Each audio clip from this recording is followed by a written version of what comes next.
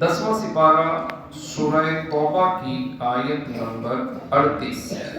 اللہ رب العزت کا فرمان عالی شان ہے، یا ایھا الذین آمنوا، اے ایمان والو، ما لکم اذا قیل لکم انفروا فی سبیل اللہ، تمہیں کیا ہوا جب تم سے کہا جائے کہ راہ خدا میں کوچ کرو، فی سبیل اللہ ثاقلتم الی الارض، تو بوجھ کے مارے زمین پر بیٹھ جاتے ہو، اَرَضِیتُم بِالْحَیَاةِ الدُّنْیَا مِنَ الْآخِرَةِ، کیا تم نے دنیا کی زندگی آخرت کے بدلے پسند کر لی؟ فَمَا مَتَاعُ الْحَیَاةِ الدُّنْیَا فِی الْآخِرَةِ إِلَّا قَلِیلٌ، اور جیتی دنیا کا اسباب آخرت کے سامنے نہیں مگر تھوڑا۔ یہ آیت غزوہ تبوک کی ترغیب میں نازل ہوئی۔ تبوک ملک شام کے اطراف میں مدینہ طیبہ سے کافی فاصلے پر ایک مقام ہے۔ اس دور میں تبوک کی طرف جانے والا جو راستہ تعمیر کیا گیا ہے، جدید حساب کی روح سے اس کا فاصلہ 900 کلومیٹر کے قریب ہے۔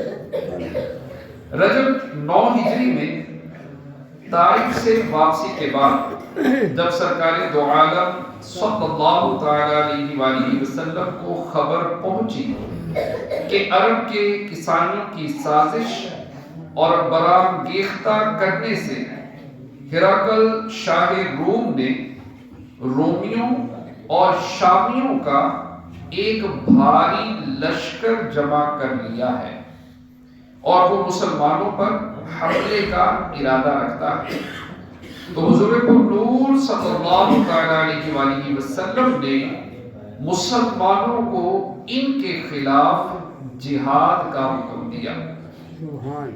یہ زمانہ نہایت تنگی، قحط سالی اور گرمی کی شدت کا تھا، یہاں تک کہ دو آدمی ایک کھجور پر گزارا کرتے تھے۔ سفر کا دور تھا جب دشمن تعداد میں بھی زیادہ اور مضبوط ہوں تو پھر ان وجوہات کی بنا پر لوگوں کا گھروں سے نکلنا بھی مشکل ہوتا ہے۔ البتہ مدینہ منورہ کے بہت سے منافقین جن کے نفاق کا راز فاش ہو چکا تھا، وہ خود بھی فوج میں شامل ہونے سے جی چراتے تھے اور دوسروں کو بھی منع کرتے تھے، لیکن اس کے باوجود 30,000 کا لشکر جمع ہو گیا۔ اب ان تمام مجاہدین کے لیے سواریوں اور سامان جنگ کا انتظام کرنا ایک بڑا ہی کٹھن مرحلہ تھا، کیونکہ لوگ قحط کی وجہ سے انتہائی مفلوق الحال اور پریشان تھے۔ اس لیے حضور اقدس صلی اللہ تعالی علیہ وآلہ وسلم نے عرب کے تمام قبائل سے فوجیں اور مالی امداد طلب فرمائی۔ اب کیا ہوا کہ صحابہ کرام علیہم الرضوان نے اس غزوے کے لیے اپنے خزانوں کے منہ کھول دیے۔ حضرت عبد الرحمن بن خباب رضی اللہ تعالیٰ عنہ فرماتے ہیں، میں بارگاہ رسالت میں حاضر تھا اور آپ صلی اللہ تعالیٰ علیہ وآلہ وسلم غزوہ تبوک کے بارے میں صحابہ کرام علیہم الرضوان کو ترغیب دے رہے تھے۔ حضرت عثمان غنی رضی اللہ تعالیٰ عنہ نے عرض کی، یا رسول اللہ صلی اللہ تعالیٰ علیہ وآلہ وسلم، اللہ عز و جل کے راستے میں پالان کے ساتھ 100 اونٹ میرے ذمے. سبحان نبی اکرم صلی اللہ تعالی علیہ وسلم نے پھر ترغیب دلائی تو حضرت عثمان غنی رضی اللہ تعالی عنہ دوبارہ کھڑے ہوئے سبحان اور عرض کی یا رسول اللہ صلی اللہ تعالی علیہ وآلہ وسلم اللہ عز و جل کے راستے میں پالان سمیت 200 اونٹ میرے ذمے. سبحان تاجدار رسالت صلی اللہ تعالی علیہ وآلہ وسلم نے تیسری مرتبہ ترغیب دلائی تو حضرت عثمان غنی رضی اللہ تعالی عنہ پھر کھڑے ہو گئے سبحان اور عرض گزار ہوئے یا رسول اللہ صلی اللہ تعالی علیہ وآلہ وسلم اللہ عز و جل کے راستے میں 300 اونٹ پالانوں کے ساتھ میرے ذمے ہیں. سبحان حضرت عبد الرحمن رضی اللہ تعالیٰ عنہ فرماتے ہیں میں نے دیکھا نبی اکرم صلی اللہ تعالیٰ علیہ وآلہ وسلم منبر سے نیچے تشریف لائے اور فرما رہے تھے کہ اس کے بعد عثمان رضی اللہ تعالیٰ عنہ جو بھی عمل کریں ان پر کوئی حرج نہیں. سبحان یہ تو اعلان تھا لیکن حاضر کرتے وقت حضرت عثمان غنی رضی اللہ تعالیٰ عنہ نے اپنے اعلان سے کہیں زیادہ مال دیا. حضرت علامہ برہان الدین حلمی رحمۃ اللہ تعالی علیہ فرماتے ہیں غزوہ تبوک کے موقع پر جتنا مال حضرت عثمان غنی رضی اللہ تعالیٰ عنہ نے خرچ کیا اتنا کسی اور نے نہیں کیا. آپ رضی اللہ تعالیٰ عنہ نے 10,000 مجاہدین کو جہاد کا سامان دیا.